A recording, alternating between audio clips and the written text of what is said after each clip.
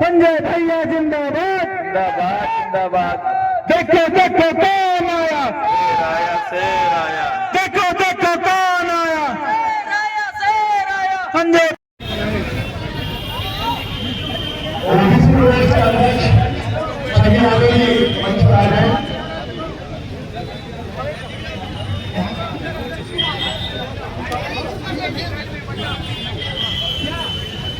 सामने आया, एक दलित के सिर पे पेशाब किया गया। और तो और हरिओम वाल्मीकि की रायबरेली में मॉब लिंचिंग करके हत्या कर दी गई। आज उत्तर प्रदेश में जिस प्रकार से दलितों के खिलाफ, पिछड़ों के खिलाफ नफरत फैलाई जा रही है, उस नफरत के खिलाफ भी ये पदयात्रा है। और हम चाहते हैं नफरत की राजनीति का सफाया हो, अमन चैन के साथ लोग रह सके।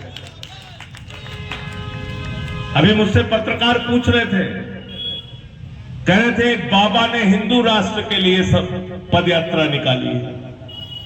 बाबा जी ने हिंदू राष्ट्र के लिए पदयात्रा निकाली है।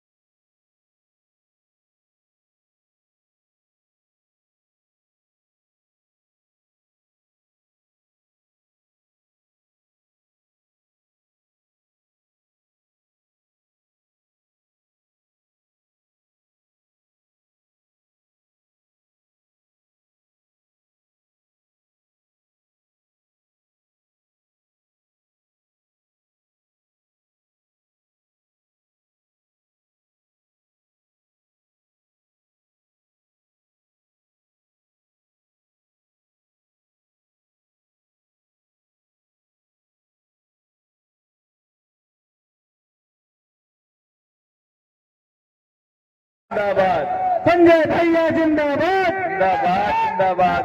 देखो देखो कौन आया, शेर आया। देखो देखो कौन आया, संजय। और इस पदयात्रा में हमने दो महत्वपूर्ण मुद्दों को उठाया है, एक बेरोजगारी का और दूसरा सामाजिक भेदभाव का। जिस तरह से उत्तर प्रदेश में आज युवा बेरोजगारी की मार झेल रहा है, किसान हो, महिलाएं हो, मजदूर हो, बुनकर हो, सूक्ष्म लघु कुटीर उद्योग से जुड़े हुए लोग हैं, तो बेरोजगारी एक बहुत बड़ा संकट है।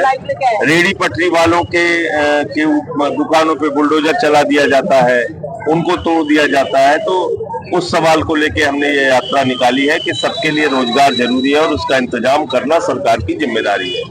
दूसरी बात, आपको जब आप प्रदेश के मुखिया हैं तो आप अभिभावक हैं लोगों के, और यहाँ की जनता आपकी जनता है। और हमने अयोध्या से शुरुआत इसलिए की कि प्रभु श्री राम का आदर्श ये था, समान दृष्टि से सबके साथ न्याय, यही है राम राज्य की कल्पना। लेकिन आज मुसलमानों के खिलाफ नफरत फैलाई जा रही है, दलितों के खिलाफ नफरत फैलाई जा रही है, पिछड़ों के खिलाफ नफरत फैलाई जा रही है। तो ये कौन सा हिंदुस्तान हम बनाना चाहते हैं? कथावाचक का सिर मुड़वा दो, पासी समाज के बुजुर्ग को पेशाब चटवा दो, सीआरपीएफ के जवान को घोड़ी पे न चढ़ने दो, ये कैसा हम समाज बनाना चाहते हैं? क्या इससे हिंदुस्तान आगे बढ़ेगा? तो नफरत की बुनियाद पे एक परिवार भी आगे नहीं बढ़ सकता, राज्य और देश तो बहुत दूर की बात है। इसलिए दूसरा विषय हमने सामाजिक भेदभाव पर उठाया है कि ये अंग्रेजों वाली बांटो और राज करो की नीति उत्तर प्रदेश और हिंदुस्तान में नहीं चलेगी।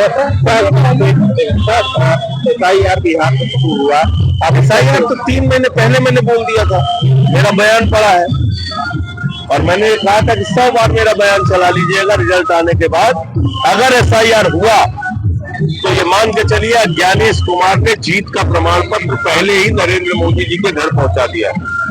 इस भाषा में मैंने बोला था। और क्यों बोला था? आप इतने पढ़े लिखे लोग हैं, क्या एक विधानसभा में 60,000 वोट गड़बड़ हो सकता है? 50,000, 60,000, 55,000 वोट काट दिया आपने। तो जब आप 60,000, 70,000 वोट काट देंगे तो उस चुनाव का मतलब क्या है?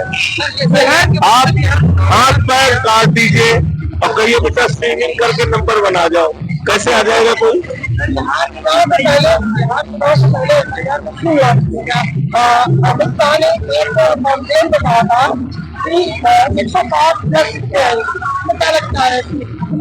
देखिए ऐसा है कि 160 उन्होंने कहा था तो 106 आ गई। तो जब सेटिंग पहले ही हो चुकी है सारी, तो चुनाव का क्या मतलब है? और यूपी में भी देख लीजिएगा 2 करोड़ वोट कटेगा। उत्तर प्रदेश में कम से कम 2 करोड़ वोट कटेगा, देख लीजिएगा। SIR का फॉर्म अगर आप पत्रकार है, आपको मैं अभी दे दूं तो आपको 3 दिन लगेगा भरने में। तो आप बताइए, सोचिए सामान्य आदमी कैसे वो फॉर्म भरेगा? जो यादव समाज के लोग हैं उनके बच्चे वोट है, 2 फॉर्म भेज रहे हैं। मुसलमान है उनके घर में 12 वोट है तो 3 फॉर्म भेज रहे हैं। हो रहा है